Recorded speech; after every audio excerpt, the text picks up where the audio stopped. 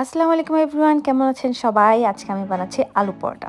সন্ধ্যাবেলায় ঘুম থেকে উঠেই ইচ্ছা করছিল কিছু একটা খাবো, আমার ইচ্ছা করছে আলু পরোটা খাই।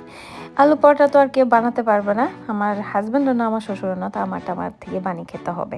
যারা আমাকে চিনেন সবাই জানেন যে আমি প্রেগনেন্ট, সো প্রেগনেন্সিতে আমার একই খাবার প্রতিদিন খেতে ইচ্ছা করে না। আমার মনে হয় যে আমি আজকে এটা খাবো, কালকে ওইটা খাবো, এক দিন এক একটা খেতে ইচ্ছা করে। আর আলহামদুলিল্লাহ এখন আমি খেতে পারছি, যেহেতু আমার অলমোস্ট আমি 7 মান্থ কমপ্লিট করে ফেলেছি। বাট আগে ফার্স্ট 3 মান্থ আমি খেতেই পারতাম না, আমার ওয়েট আরও আমি লুজ করে ফেলেছিলাম। তখন আমার কোনো কিছুই খেতে ইচ্ছা করতো না। আর এখন আলহামদুলিল্লাহ ওয়েট বেড়ে গেছে আমার অনেক, আমি অনেক মোটা হয়ে যাচ্ছি, বাট এটা নর্মাল প্রেগনেন্সিতে। সো আমি তাড়াতাড়ি করার জন্য শর্টকাট উপায়ে আজকে আলুর পরোটাটা বানালাম। আমি ডো সিদ্ধ করিনি, ময়দা আমি আলুগুলাকেও সিদ্ধ করিনি, আমি আলু ওভেনের মধ্যে সিদ্ধ করে ফেলেছিলাম 5 মিনিট ওভেনের মধ্যে দিয়ে শর্টকাটে তাড়াতাড়ি সিদ্ধ করে ফেলেছি। দেন আমি ডোটাকেও আমি সিদ্ধ করিনি, আমি গরম পানি দিয়ে ডোটাকে বানিয়ে ফেলেছিলাম। আমি ময়দার মধ্যে কিছু মশলা দিয়েছি, জিরার গুঁড়ি, ধনে গুঁড়ি, একটু তেল দিয়ে লবণ দিয়ে ময়দাটাকে আমি মাখিয়ে নিয়েছিলাম। এই তো আমি আলুটাকে বের করে তাড়াতাড়ি করে ছিলে নিচ্ছি। আমি আলুটাকে ম্যাশ করে নিব।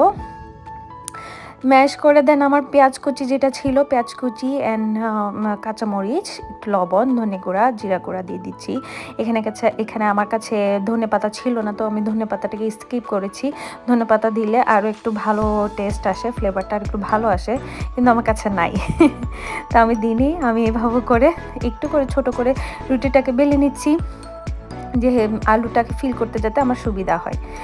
দেন আমি এভাবে করে সবসময় করি। আবার অনেকে আলুটাকে ডোটার সাথে মিক্স করে ফেলে ময়দার সাথে, আগে আমি ওভাবে করে করতাম, কিন্তু এখন আমি এটা ট্রাই করি বেশি, এভাবে বেশি আমার খেতে ভালো লাগে। এইভাবে আলুটা বেশি ফিল করা যায়, আলু বেশি থাকে, আলুটা মুখের মধ্যে বেশি পড়ে। অ্যাকচুয়ালি এটা আমি শিখেছি আমার শাশুড়ি থেকে।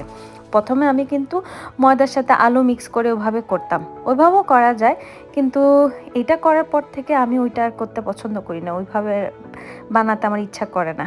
এটা করার পর থেকে এভাবে আমার এইটাই বেশি মজা লাগে। আমি হালকা করে রুটিটাকে ছেঁকে নিয়েছি, দেন একটু করে তেলের মধ্যে ভাজবো। আমি বেশি তেলে ডুবা তেলে আমি পছন্দ করি না, সো আমি এভাবে করে তেলের মধ্যে ভেজে নিচ্ছি।